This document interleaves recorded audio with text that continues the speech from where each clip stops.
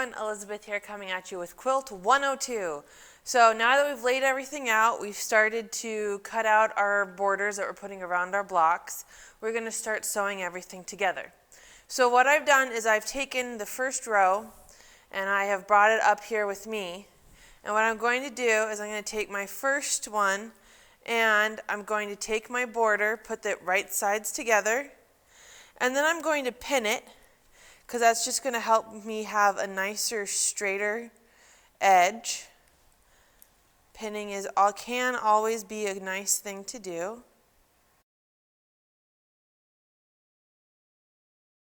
And since I've brought over the whole entire row, I'm going to do the same thing here as well.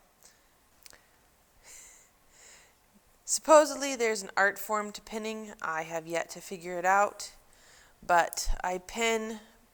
You can do 2 to 3. You know, if you're a big pinner and you want to do more, do more. But you always kind of want to do it so that your fabric matches, lines up. And then it somewhat lays straight. And then this is the last one I'm going to do. Because what this is going to do is it's just going to make it a lot easier for us to go ahead and sew. Again, you know, like we've started out with and like we're going to continue with, we're going to use a 1/4 inch seam allowance. And that's pretty standard. I think you've heard me say it for like 2 years now. 1/4 inch seam allowance. So now that I've got my 3 that need to be pinned, we're going to start sewing. And all I'm going to do is I'm going to put it here. We know my 1/4 seam allowance is right about that line. And I'm going to put it down. Is ready to go. And then just start sewing. Now don't forget, you don't want to sew over your pins. So stop a little bit before. And remember to always stop with your needle in your fabric. That way your fabric doesn't move on you, but you can move your fabric.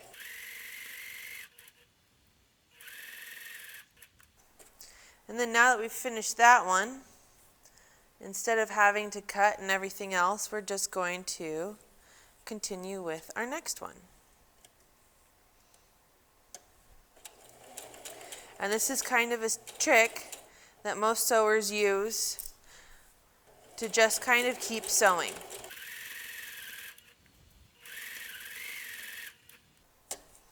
So what we can do, pull that out just a little bit, set your next piece on. And you'll notice I'm not back stitching because we're probably going to crosswise this with another piece of trim fabric. So we don't need to do any back stitches.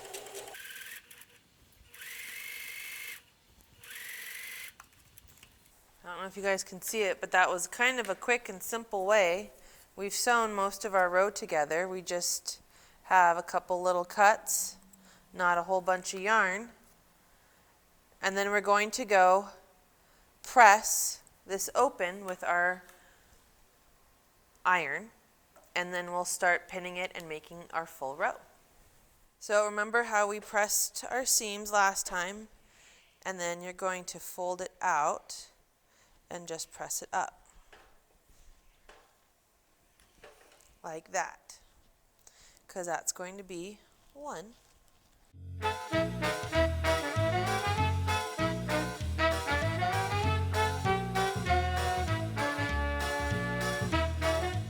So next we're going to go ahead and then sew these together. So I laid it out here. We're going to go right sides together and flip it over. We're going to line up our blocks and line up that, and then I'm going to grab some pins and pin it together.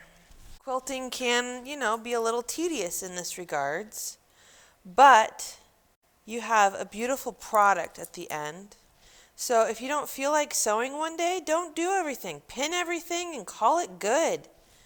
And since we had one other final piece here, our next thing to do is to take our last block that was going to be at the end, right sides together, line it up, and pin it here. And now we're ready to sew again.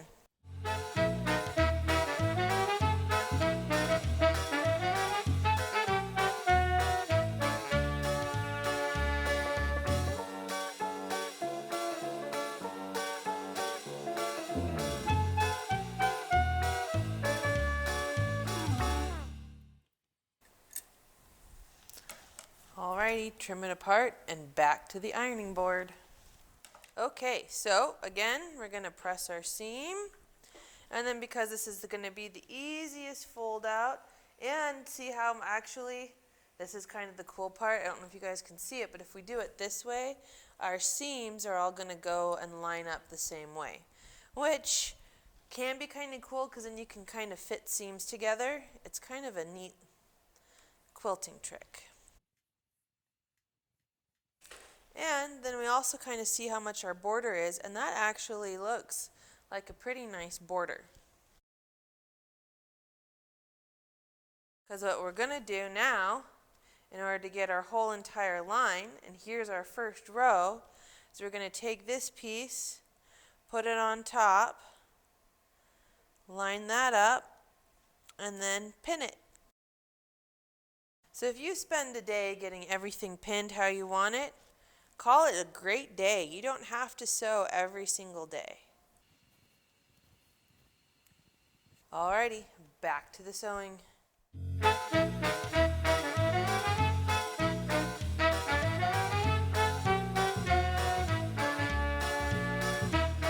Alrighty, well, we're going to have to go press it out, but I just wanted to show you real quick that there is our full first row. Alrighty, and now we're going to repeat steps 1, 2, 3, 4 for the rest of the rows.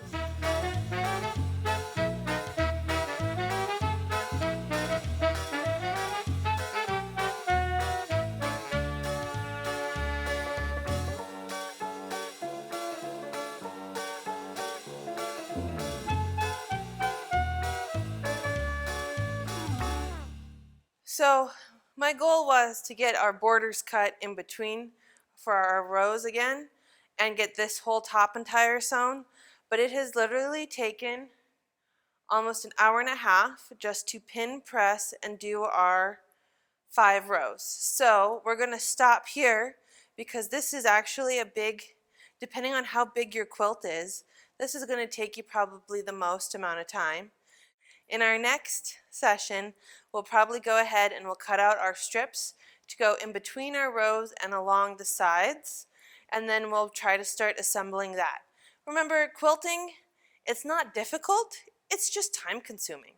So sit down, check out an audiobook from the Kenai Community Library, enjoy yourself, and have fun quilting.